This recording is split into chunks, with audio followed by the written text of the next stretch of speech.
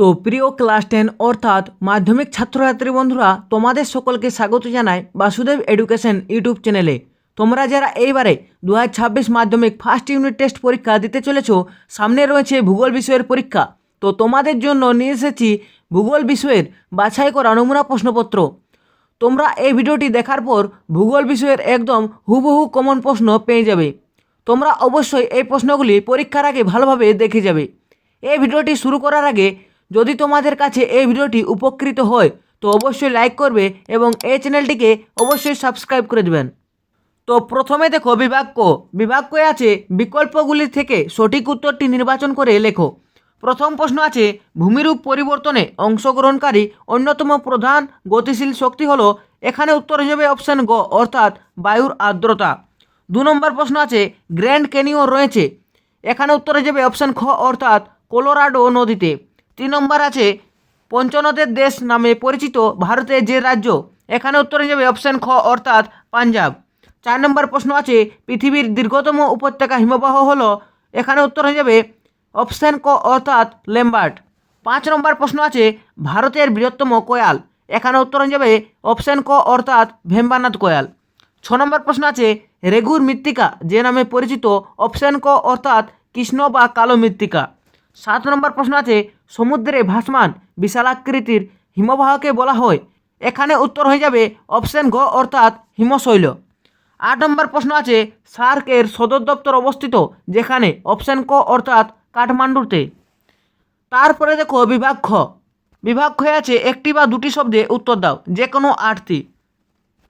1 নম্বর প্রশ্ন আছে ভূমিরূপ পরিবর্তনকারী শক্তিগুলির উৎস কী। উত্তর হবে সৌরশক্তি। 2 নম্বর প্রশ্ন আছে দুন কাকে বলে। উত্তর হিমালয় পার্বত্য অঞ্চলে ক্ষুদ্র হিমালয় এবং শিবালিক পর্বতের মাঝে অনুদৈর্ঘ্য উপত্যকাগুলোকে দুন বলে। 3 নম্বর প্রশ্ন আছে ভারতের দীর্ঘতম হিমবাহের নাম কি। উত্তর সিয়াচেন। 4 নম্বর প্রশ্ন আছে ভারতে কতগুলি কেন্দ্রশাসিত অঞ্চল রয়েছে। উত্তর 8টি। 5 নম্বর প্রশ্ন আছে পশ্চিম ঘাট পর্বতের কোন ঢাল বৃষ্টির ছাই অঞ্চল নামে পরিচিত। উত্তর পূর্ব ঢাল। 6 নম্বর প্রশ্ন আছে ভারতে পশ্চিমী ঝঞ্ঝার প্রভাব কোন ঋতুতে পড়ে। উত্তর শীতে।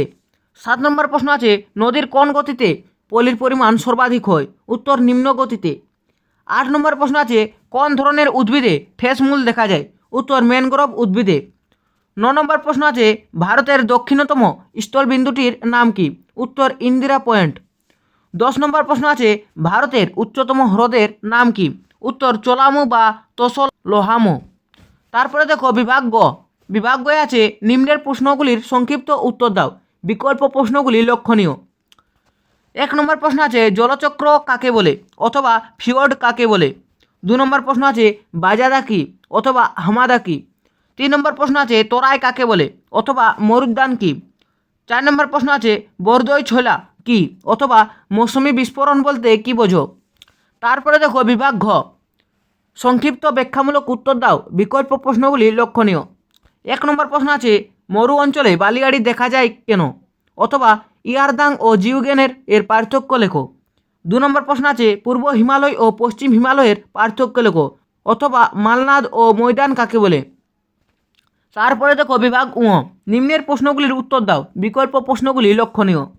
1 নম্বর প্রশ্ন আছে নদীর ক্ষয়কাজের ফলে সৃষ্ট 3টি ভূমিরূপ চিত্রসহ আলোচনা করো অথবা হিমবাহের ক্ষয়ের ফলে সৃষ্ট 3টি ভূমিরূপ চিত্রসহ আলোচনা করো। 2 নম্বর অর্থাৎ লাস্ট প্রশ্ন আছে দৈর্ঘ্য বরাবর হিমালয়ের শ্রেণীবিভাগ করে যে কোনো একটি বিভাগ আলোচনা করো অথবা উত্তর ভারতের নদ নদী ও দক্ষিণ ভারতের নদ নদীর পার্থক্য লেখো। তো এই ছিল ক্লাস 10 অর্থাৎ মাধ্যমিকের ফার্স্ট ইউনিট টেস্ট ভূগোল বিষয়ের বাছাই করা নমুনা প্রশ্নপত্র। তো তোমাদের কাদের কত তারিখে ভূগোল বিষয়ের পরীক্ষা আছে অবশ্যই তোমরা কমেন্ট করে জানাবে। এবং যদি তোমাদের এই ভিডিওটি ভালো লেগে থাকে তো অবশ্যই লাইক করে দেবে এবং যদি এখনও পর্যন্ত এই চ্যানেলটিকে সাবস্ক্রাইব করে রাখোনি তো অবশ্যই সাবস্ক্রাইব করে পাশে থাকা বেল আইকন প্রেস করে দিবেন। ধন্যবাদ।